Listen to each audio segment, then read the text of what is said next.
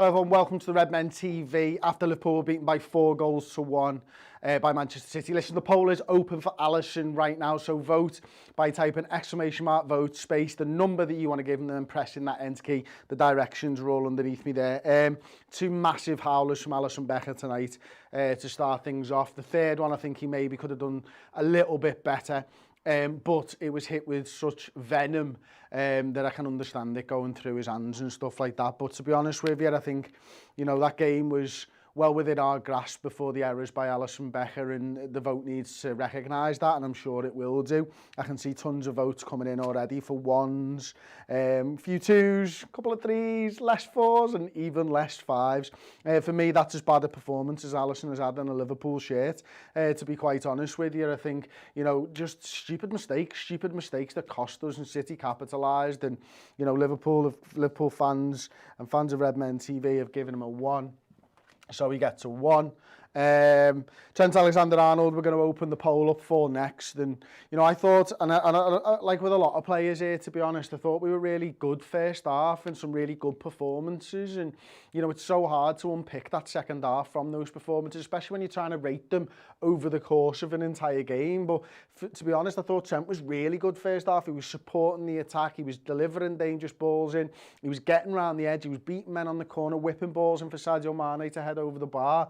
But second half, he hung out to dry a little bit, and I think Andy Robertson was exactly the same, if I'm honest, because, you know, I think about Raheem Sterling going up against him, and first half he goes past him and Fabinho pulls down Sterling for a penalty. Second half, Sterling goes up against Trent Alexander-Arnold on a couple of occasions, one or two, he gets the better of him, a couple of times maybe Trent wins, but for me, it's who's this midfielder and why is he not over there? Why whenever Mo Salah gets the ball over in this position on the edge of their penalty area, is there 1, 2, 3 players around him, and Liverpool just don't seem to be defending like that at the moment, and I don't know whether, like, that's always going to be tough for a fullback to sort of win those one-on-one duels, as it were, but you've got to get lads over, you've got to support, it can't always be the centre half, has to be a midfielder tracking back for me, and we know how good Sterling is, we know how good at dribbling with the ball at his feet he is, and how much pressure he puts on those fullbacks, so get someone over there to help him out. And, you know, I just think that for me, I think Trent's game was a little bit up and down. Second half, they had it. They had us on toast second half, and they deserved the win. And Trent Alexander-Arnold gets a 5 out of 10. No, sorry, a 6 out of 10 with 30% of the vote. So I'll give him a 6. I think that's probably about a fair reflection of Trent's game. Fabinho is up next, and we're going to open the poll up for him next. And I can talk about both centre-halves, I suppose, while I'm doing this, because, again, it kind of goes with the flow of the game. I thought first half, the two of them, Fabinho had a good game. Obviously, gives the penalty away. It is a penalty, and, you know, that is a mistake and all that. Like, leaves his foot out for Sterling to go over, and we get away with one with Gundogan smashing the ball over the bar. But I think in general open play, when Liverpool aren't fucking themselves up the arse, then Fabinho was all right. When Alisson starts dicking around with the ball at the back, he hangs all of them out to dry, doesn't he? But Fabinho, again, he was all right, and, you know, the calls for Kabak will keep on continuing. They'll keep on being a thing until it's not a thing and Kabak starts to play games. But I thought the two of them there did all right today, to be honest with you, and I can see that the votes probably reflect that. I think, you know, 5s are in there, 4s are in there, 6s are in there as well. And I mean, in open play, he won all the headers. In open play, he does give a penalty away. But in open play, I think he wins more of his battles than loses tonight. So I think, you know, the 5 out of 10, I think that's about fair on a whole reflection of the game. I'd probably have said he played about a 6, gives the penalty away, take a mark off. That's how you get to 5. That's how I got to 5 anyway. Hopefully you have done the same. Anyway, Jordan Henderson's, the poll's open for him right now. If you want to vote, just type !vote space, the number, and then press that enter number to register your vote. So Jordan Henderson, I thought he was good again. You know, doesn't give a penalty away. Hey, so maybe a little bit better than Fabinho there. But again, he was driving with the ball. He was trying to make things work. A second half, like when Liverpool were down and out for the most part, he was still driving forwards, trying to hit Robertson on the wing and stuff like that. And again, we just miss him so much in the centre of the park. That for me, the first move when you get another centre half, and one of the ones that we've just signed, is get this lad back in to this position. And I'm not saying he plays with Jones, I'm saying that right-sided 8 is where Jordan Henderson needs to play for me. Although he'll probably come back in as the 6. We'll see. I do think it's massively important that he goes into an 8 though, because I think that's where we're missing him the most, because he does offer that defensive stability. He will run over there and help Trent Alexander-Arnold from this position and make sure that it's just not a one-on-one with the winger every single time. Anyway, he's been given a 6 out of 10, which I think is absolutely fair. We're going to open the poll up for Andy Robertson, who once again was better first half than second. I thought first half he did really well, supporting the attack. Couple of misplaced passes between him and Mane, on where Mane makes the wrong run for Robertson's pass, so don't know who's to blame there, whether it's the run or the pass that was wrong.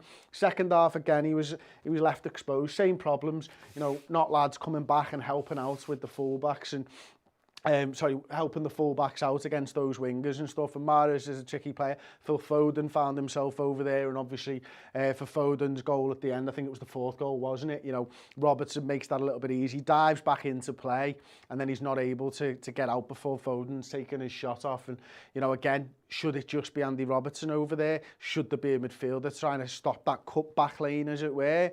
I think there should be, personally, but all told, I think it was an average game from him. I think if you're giving Trent Alexander-Arnold a 6 and Jordan Henderson a 6, I think Robertson probably deserves a 6 as well. But because ultimately this is where we lost 3 goals tonight, this goalkeeper here, and as such, you're thinking exactly the same as me, gets a 6 out of 10. So we'll move on to Gini Wijnaldum.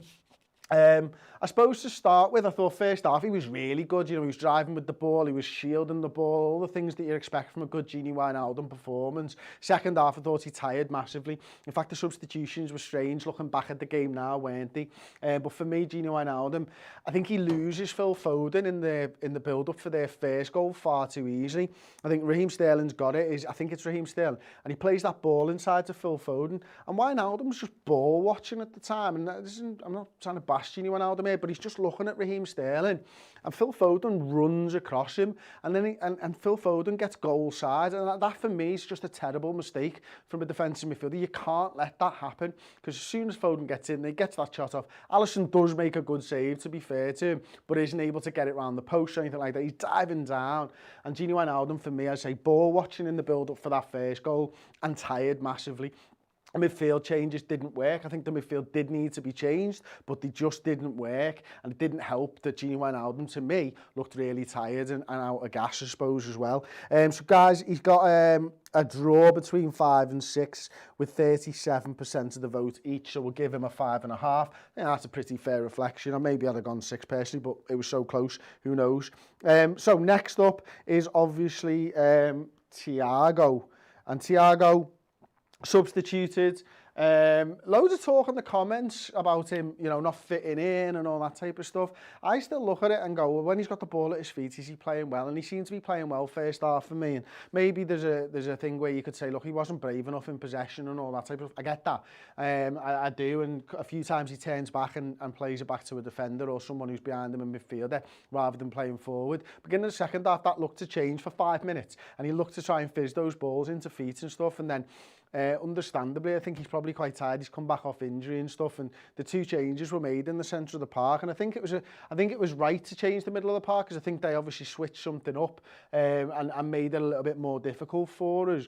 And I don't think that Thiago and Jones were quite having the ball as much as they did in that first half, and we were losing the midfield battle, but I don't think those changes made us any better. So everyone calling, and there was loads in our live show calling for Thiago to be taken off. The midfield got worse for having Thiago and Kurt Jones, who was probably one of our better players, getting taken off as well. Anyway, you guys have given him a 5 out of 10. No arguments from me there.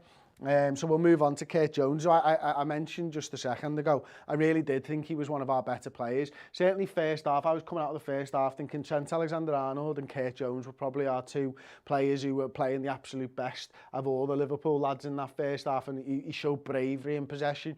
He showed that ability to dribble with the ball into their area. He's not afraid to use his body, his shoulders and everything else and drive the team forwards, and he was cropping up over here, he was cropping up over here, he was playing quite a little bit centrally as well. He was just everywhere first half, and I don't know whether you know, it was a pre-planned change, or whether it was Klopp had seen something, they thought, you know what, I'll change this midfield up. But again, much like when Thiago goes off, it's the same time, isn't it? The midfield's nowhere near as good, and I'm not sure removing Kurt Jones was a good option for us today. It certainly seemed to have an adverse effect on the team anyway. And I can see already here, you know, with just a few seconds left, he's been given a 7 out of 10. So, and I think that's fair. I think I do genuinely think he was one of our better players on the night. So, next up, we have got Mo Salah, I think it is. And you've just seen that I've not taken any of the fucking player ratings off from the last game. So I'm just going to have to clear a few up as we talk a little bit about Mo Salah. You see, blue roll. That's what you need for Mo Salah. Wipe up the fucking tears after that performance from Alisson Becker. Anyway, Mo Salah gets a goal, gets the penalty that gets us the goal as well. Obviously, it's a good penalty. That's about all from an attacking point of view. And much like I was talking before about, you know, their wingers going against our fullbacks. Well, every time Mo picks the ball up, there's two men around him, and it makes it so difficult for him. And I don't think they linked up particularly well, the front three today. I do think we had a really good, strong performance, a good foundation for the second half from that first half performance, but we just didn't build on that. You know, City were much more dominant side second half, and Mo Salah just doesn't get into the game enough for me. Obviously, he does get the goal, but other than that, I think it was a pretty average performance. He's dropping really deep at times, you know. He's not able to get in behind, other than the Trent Alexander-Arnold one for the penalty that he wins. It's even a bit of a soft pen, but a pen nonetheless. And as I can see, as I can see right now, he's been given a 6 out of 10. So we'll open up the poll next for Sadio Mane. And Sadio Mane, wow. Yeah, okay. Not his best performance at all. You know, looked a little bit rusty coming back into the side after a couple of weeks off or whatever, and you know, wasn't able to sort of influence the game in a positive manner for us, really. You know, there was a lot less of him attacking his player, his fullback down that sort of left-hand side for Liverpool, and really putting the right back under pressure. Just not enough of that today from Sadio, and didn't really get that one opportunity as it's a cross ball from Trent Alexander-Arnold, heads that over. Other than that, didn't really have too much in an attacking sense to sort of work with. I don't know if it was the build-up player who wasn't able to find space. But John Stones was over there first half. They had that sort of three at the back, and Cancelo was sort of playing the DM. I expected him to put John Stones under a little bit of pressure. That never really seemed to materialise, because Cancelo was then rolling over there when they were out of possession, and you know, Bernardo Silva did a good job of tracking back, and Andy Robertson wasn't able to overlap and all that type of stuff. But anyway, Sadio Mane's been given a 5 out of 10, and Bobby Firmino, a little bit non-existent for me again, if I'm honest. I think Bobby Firmino tonight had a bit of a struggle. He was dropping a lot deeper. I don't know if that was tactically or it was just something that Bobby Firmino was doing himself, but just didn't really get into the game, never really... Yeah, just didn't influence it. The link-up play wasn't quite there again between the front three. I was really looking forward to seeing the three of them back in the side together, and you know, that much vaunted sort of fluidity between the three just didn't seem to materialise tonight. And yeah, really tough game. I think, you know, Mo Salah obviously gets the goal, Sadio Mane gets a 5. I'm like 5 or 4, 5 probably personally for Bobby Firmino. I don't think he was that bad as a 4 out of 10, but yeah, just wasn't really in the game enough, was he? And I don't know the reasons why, to be honest. He was dropping very, very deep at times. And I don't know whether we'd kind of decided to go with that sort of more like that, where those players were a little bit more advanced and tucked inwards than we've seen in previous years, and whether Bobby was playing more of that role or not. But I'm going to watch it back and have a look at that type of stuff anyway. But real struggle for him tonight, and he's been given a 4 out of 10 anyway. So we're not going to open up the poll for the other three players. I want to do a little bit of talking with Ben on the instant match reaction. So we'll be doing that in about 5 minutes time or whatever. But the substitutes, I mean, to start with James Milner, I'm going to give him a 5 out of 10. I'm going to give Shaqiri a 5 out of 10.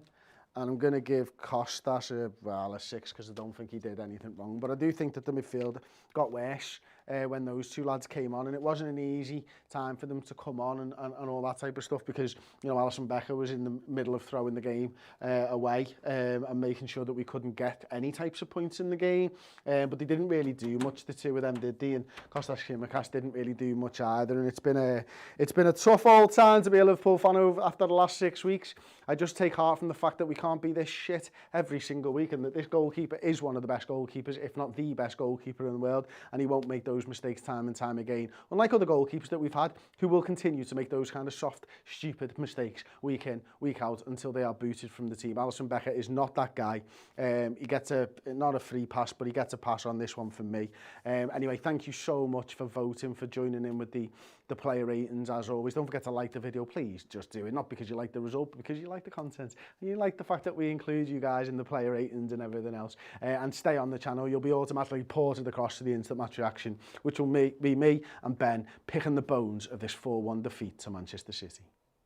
Thank you so much for watching the Redmen TV YouTube channel. Everything we do here is funded by our wonderful subscribers to the redmentv.com. Get over there, sign up and get amazing additional content, interviews, documentaries, mini-series, and of course additional pre and post match day content.